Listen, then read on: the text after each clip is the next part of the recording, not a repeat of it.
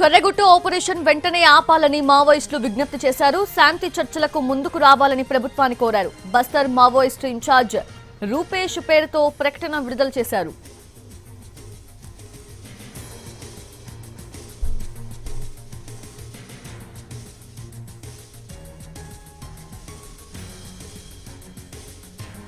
కర్రెగుట్టు operation వెంటనే ఆపివేయాలని మావోయిస్టులు విజ్ఞప్తి చేశారు. శాంతి చర్చలకు ముందుకు రావాలని ప్రభుత్వాన్ని కోరారు. బస్తర్ మావోయిస్ట్ ఇన్ఛార్జ్ రూపేష్ పేరుతో ఈ ప్రకటన రిలీజ్ చేశారు.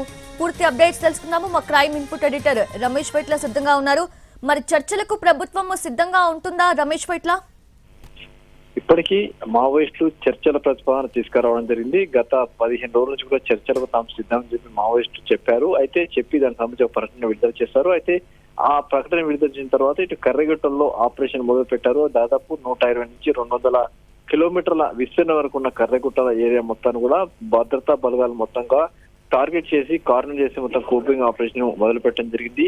ఇటు తెలంగాణ అటు ఛత్తీస్గఢ్ 2 ప్రాంతాల నుంచి కూడా కర్రెగుట్టలు మొత్తం కూడా కార్నర్ చేసేసి మొత్తం రౌండప్ చేసి ఆ మేరకు కర్రెగుట్టల్లో ఎవాక్యుయేషన్ ప్రోగ్రామ్ ఇప్పుడు కొనసాగుతుంది. అయితే నిన్న జరిగిన ఎన్కౌంటర్ లో 3 మావోయిస్టులు కూడా చనిపోవడం జరిగింది. అయితే ఆ మావోయిస్టులు ఇప్పటికే ఒక ప్రకటన చేశారు. కర్రెగుట్టల వైపు ఎవరు రావద్దు, ఇక్కడ పెద్ద ఎత్తున మందు పాత్రలు ఏర్పాటు చేశామని చెప్పి ఒక ఆదివాసులకు హెచ్చరిక చేస్తూ కూడా విడుదల చేశారు. అయితే ఈ నేపథ్యంలో బచావో కర్రెగుట్టలని పేరుతోటి భద్రతా బలగాలు ఏకంగా ఆ కర్రెగుట్టలు మొత్తం క్యాప్చర్ చేసే ప్రయత్నంలో భాగంగా ఆపరేషన్ దాదాపు 3 నుంచి 5,000 మంది భద్రతా బలగాలు ఆ ఆపరేషన్ నిర్వహిస్తున్నారు. అయితే ఇప్పటికీ డ్రోన్లు కావచ్చు, హెలికాప్టర్ ద్వారా ఆపరేషన్ ఇంకా కొనసాగుతుంది. కూపింగ్ ఆపరేషన్ నడుస్తుంది.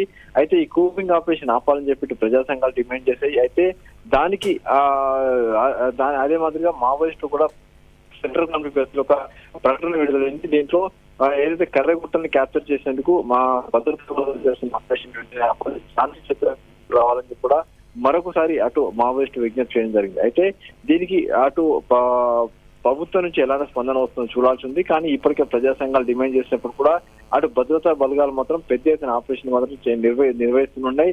ఆపే ప్రసక్తి లేదని చెప్పి కూడా ఇప్పటికీ భద్రతా బలగాలు మాత్రం చెప్తున్నాయి. Yes Ramesh Vaitla, thanks for the updates.